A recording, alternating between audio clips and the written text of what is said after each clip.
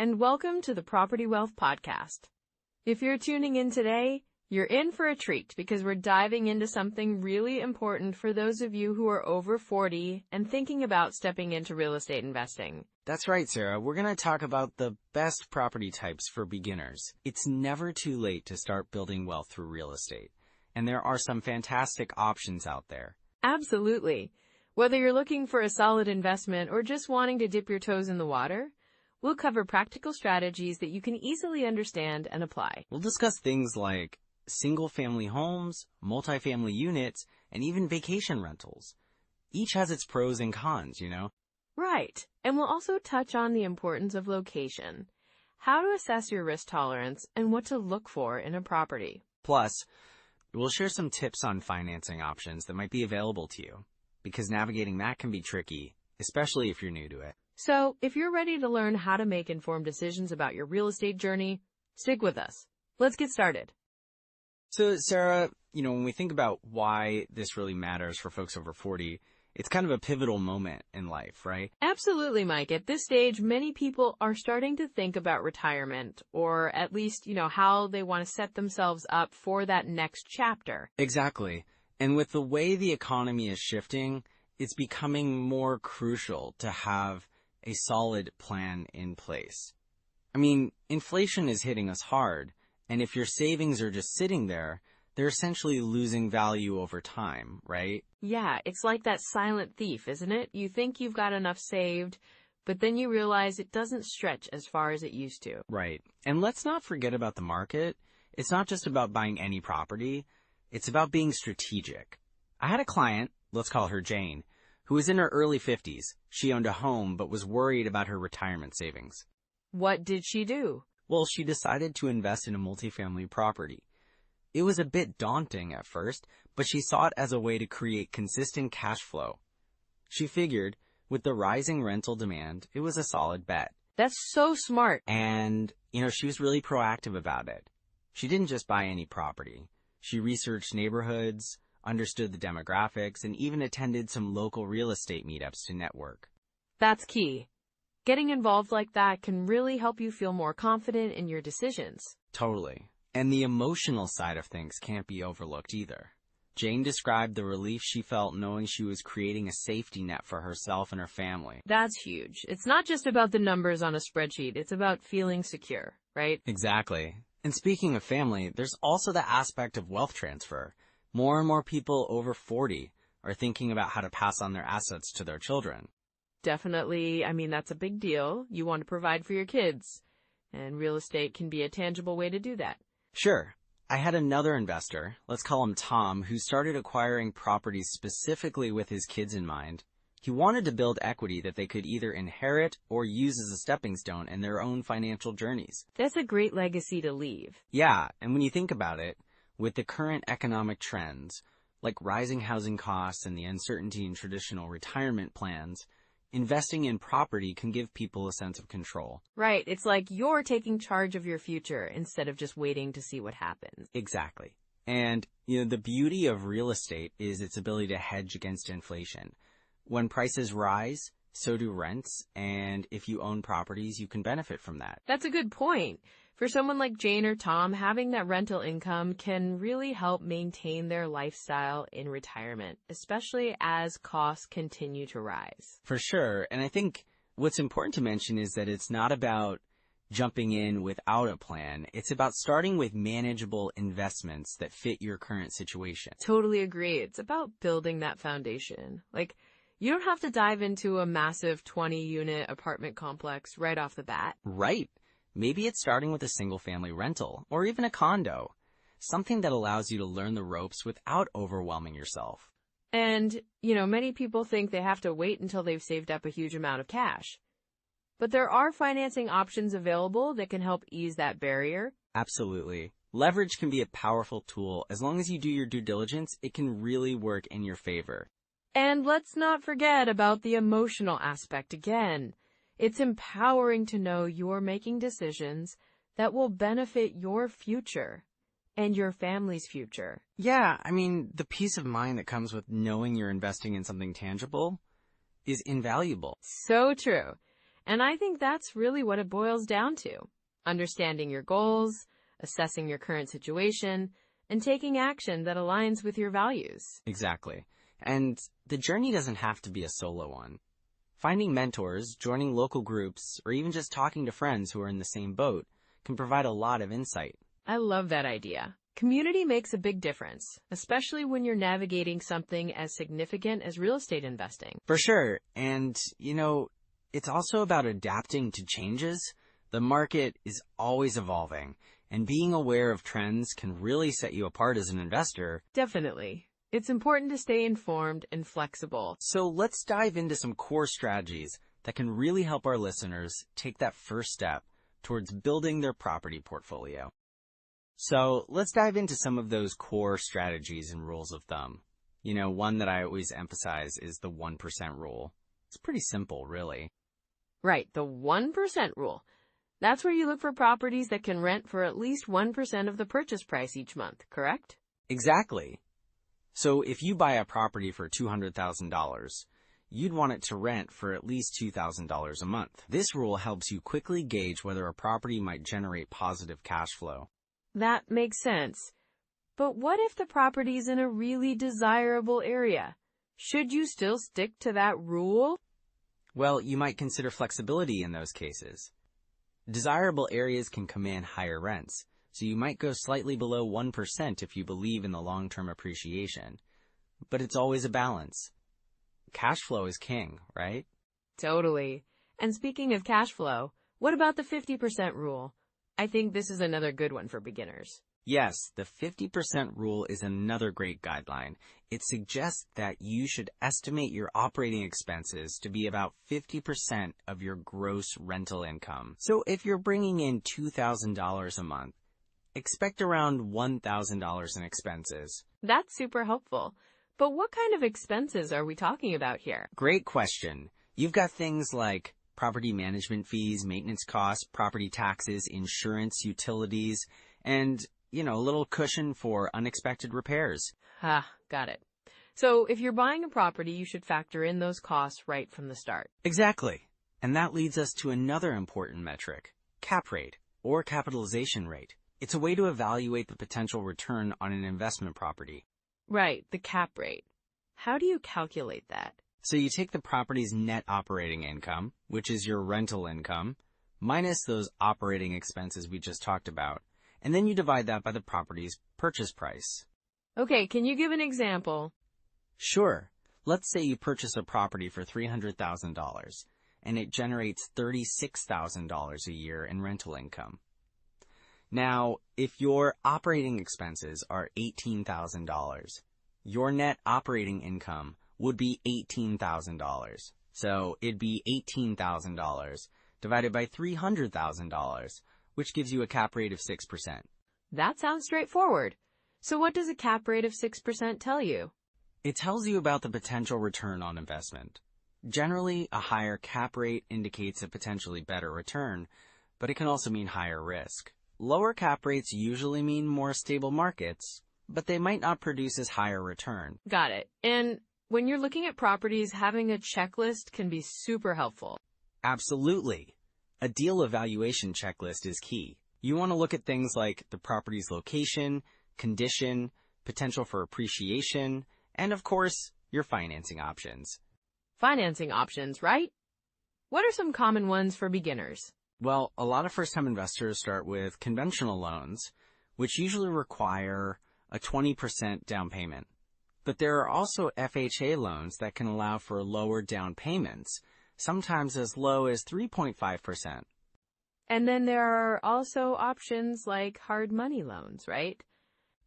Exactly. Hard money loans can be useful for quick flips or if you don't qualify for traditional financing, but they usually come with higher interest rates and shorter terms. So it's important to weigh the pros and cons of each option. For sure. It all depends on your strategy and how quickly you want to move.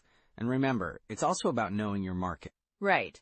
Speaking of markets, what types of properties do you think are best for beginners over 40? Single-family homes are often a great choice. They tend to be easier to manage, and there's a strong demand for rentals in that segment. What about multifamily properties? like duplexes or triplexes? Those can be fantastic as well. They can provide multiple income streams, which helps with cash flow. But they do require a bit more management. So it's important to consider how hands-on you want to be. That's a good point. And do you think commercial properties are a good starting point? I'd say they can be more complex and require a deeper understanding of the market. They often come with longer leases, which is great for stability, but the initial investment can be higher and the risks can be different. So maybe starting with what's simpler is better. Definitely. You want to feel comfortable with your first investment, and then you can start branching out as you gain more experience. And I guess having a solid local network can also help, right? Absolutely. Connecting with local real estate agents, attending meetups, or joining investment groups can provide invaluable insights. Plus, it's great to share experiences with others. So many great tips. But, I think it's important to talk about common pitfalls that new investors can fall into. Oh, for sure. There are definitely some traps you want to avoid. Yeah, like getting too emotionally attached to a property, right? Exactly. You've got to remember that this is an investment, not just a home. Keeping your emotions in check is crucial. And overlooking due diligence can be a big mistake, too. Definitely. It's vital to thoroughly inspect a property and research the area, market trends, and potential future developments. Well, that's a great segue into our next section. Let's break down those common pitfalls. So, one of the biggest pitfalls I see with beginners, especially those over 40, is over-leveraging. They get excited about a property and think, oh, I can just borrow a bit more, without really considering the long-term effects. Yeah, that can be a slippery slope, right? They might think they're maximizing their investment potential, but it can really backfire. Exactly. I had a client once who fell into that trap. He bought a duplex, convinced he could rent out both units and cover the mortgage. But he stretched his finances too thin, borrowing way more than he should have. And when one tenant left unexpectedly, he was in real trouble. That sounds stressful. So what happened then? Did he manage to recover from that? Well, he had to scramble to find a new tenant quickly. In the end, he did, but it taught him a valuable lesson about cash reserves. You really need to build a buffer for those unexpected vacancies. Right. It's so important to have that cushion. What other common mistakes do you see? Another big one is ignoring cash flow. People often focus on the property's appreciation potential and forget that cash flow is king. If a property doesn't generate enough income to cover expenses, it can lead to significant problems down the line. That makes sense. I suppose if you're not careful, you could end up with a property that looks good on paper but is draining your finances, huh? Absolutely.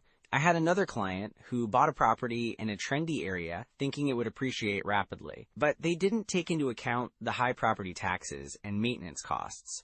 They ended up losing money every month. Wow. Did they realize their mistake in time to turn things around?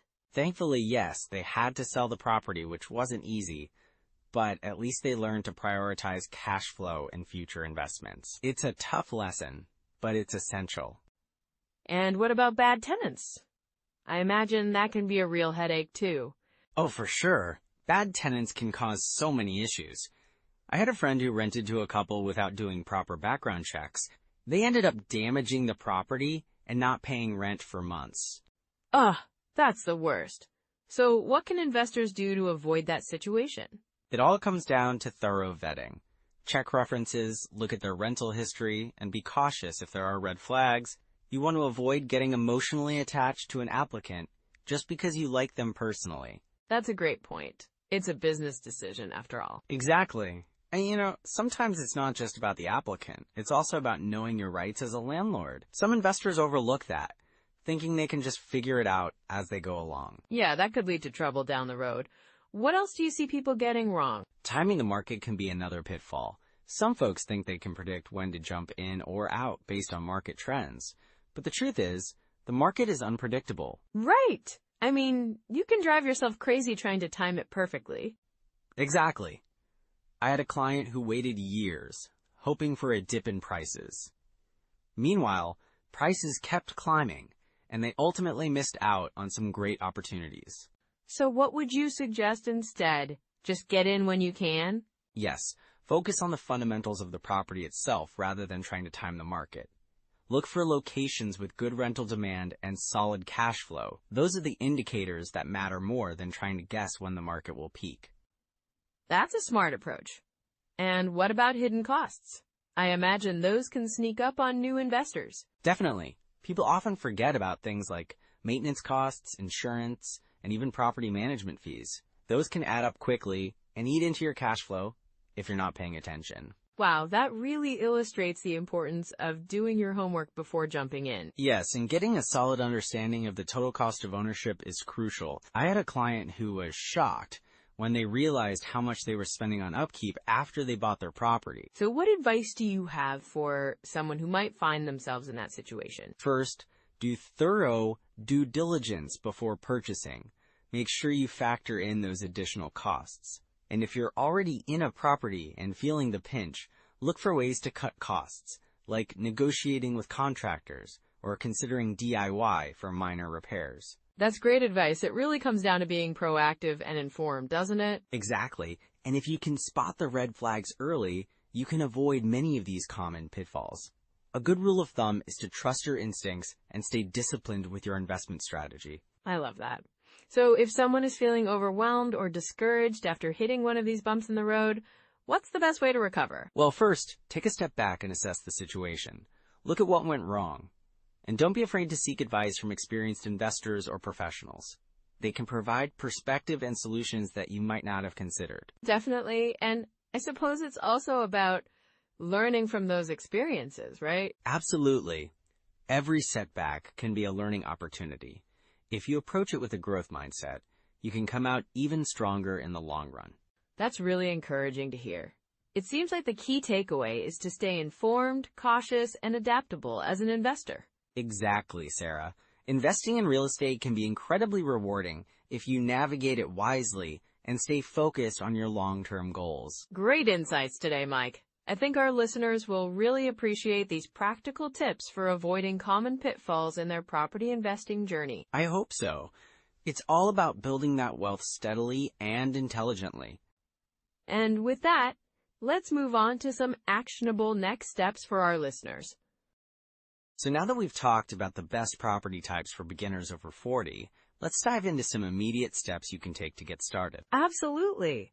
It's all about taking that first step, right? What are some practical things folks can do right now? Well, first, I'd recommend getting familiar with some useful apps and tools.